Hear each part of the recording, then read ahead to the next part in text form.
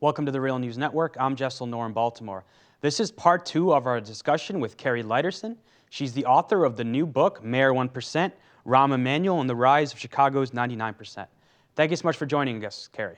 Thank you. So Kari, we just, in our first part of this interview, we talked about Rahm and the Chicago teachers strike.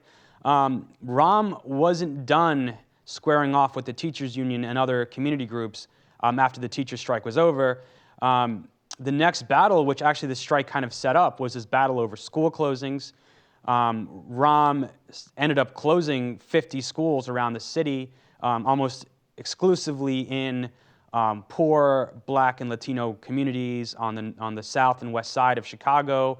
It earned him the title, along with Mayor 1%, of the murder mayor, because he was closing schools and forcing students to cross gang lines.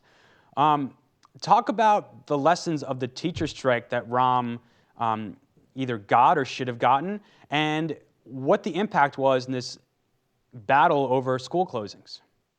Right. So the teachers' strike, it was pretty much universally agreed by people on all sides that Rahm Emanuel mostly lost, quote unquote, lost the strike. And obviously both sides made concessions, but the teachers not only showed how much massive public support and political power they had, but, they also did get more of what they wanted in the contract as opposed to what the administration had been pushing for. So Rahm Emanuel is really known as someone who hates to lose and is very competitive.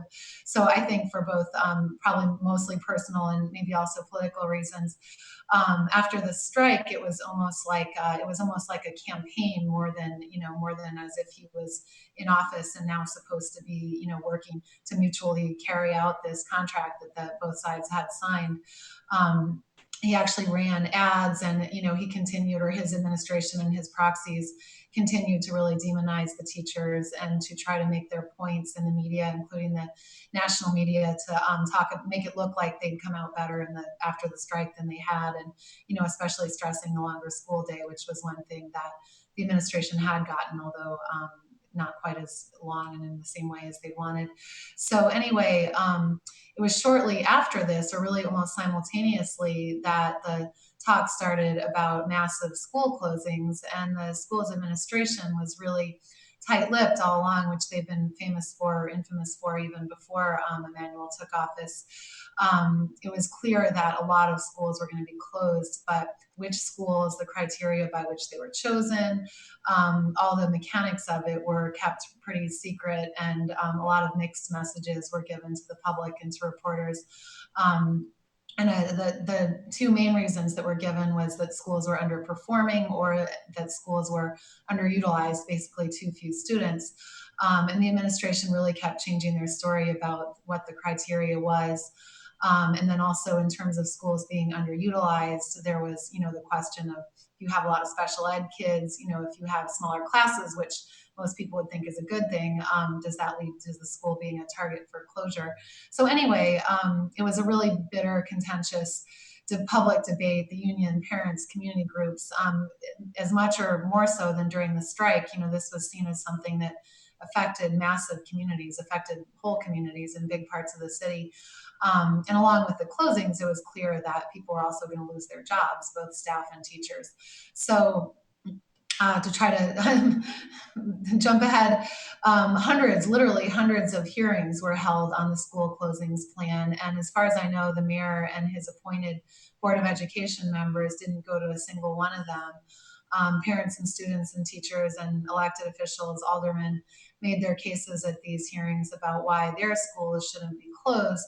And ultimately, more than 40 schools were closed, predominantly on the south and west sides, disproportionately affecting African-American families. And then this fall, there were a lot of concerns about increased violence because of kids crossing gang lines and being in new environments.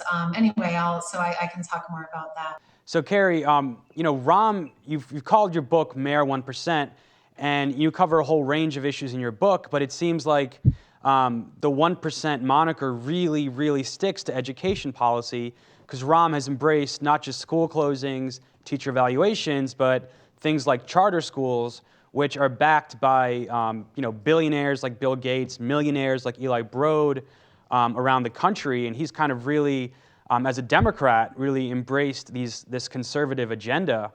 But you don't just talk about education. You also, for example, start your book off by describing a scene where healthcare or mental health advocates are trying to speak to Rahm Emanuel about their health clinics being closed, one of the first fights he took on.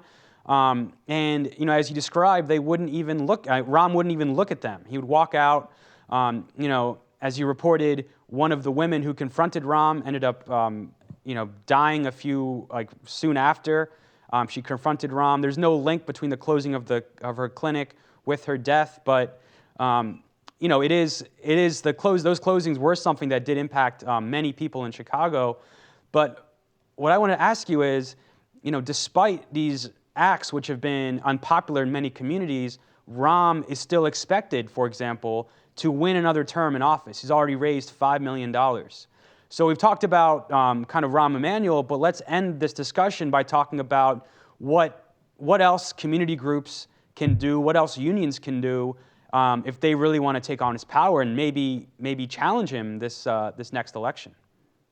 Yeah, I mean, it is interesting. There's massive discontent. His popularity ratings are pretty low, really low with African American residents. So there's definitely desire and a lot of talk about an opposition candidate.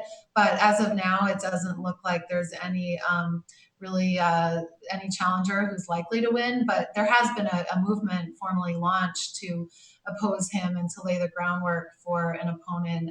The Grassroots Collaborative, which is a coalition of faith and labor and community and other groups, held a forum about 6 weeks ago called Take Back Chicago, where they launched this initiative to build a movement that can be, the groundwork for not only a mayoral candidate, but also different opposition alderman candidates to emerge, because that's part of this whole thing, is that Chicago has a total rubber stamp city council that Rahm Emanuel has had completely at his disposal to push through all these different things. So, there's the idea that over time, a more independent and politically diverse city council could, help not only unseat the mayor indirectly, but also rein in the really autocratic tendencies of a mayor like this.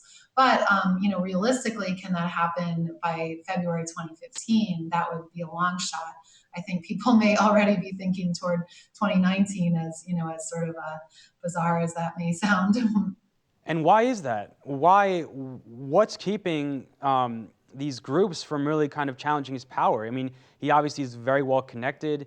He has, really strong ties to the business community. But can you talk about what specifically is keeping him in power? I mean, there's a lot of speculation about something about Chicago that causes this inertia or resignation, even at the same time we have all these really vibrant movements. People voted for Mayor Daley time after time after time, even though there was massive dissatisfaction with him.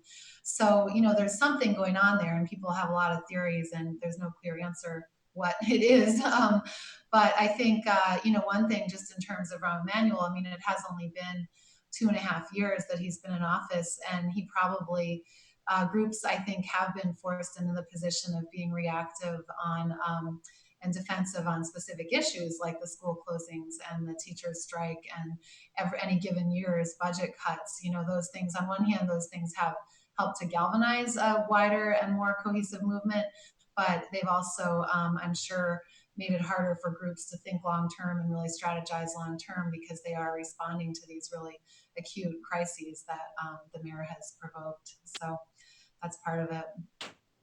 Kari Lydersen, thank you so much for joining us. Thank you. My pleasure. Kari's book is Mayor 1%, Rahm Emanuel and the Rise of Chicago's 99%. You can follow us at The Real News on Twitter. You can tweet me questions and comments at Jessel Noor. Thank you so much for joining us.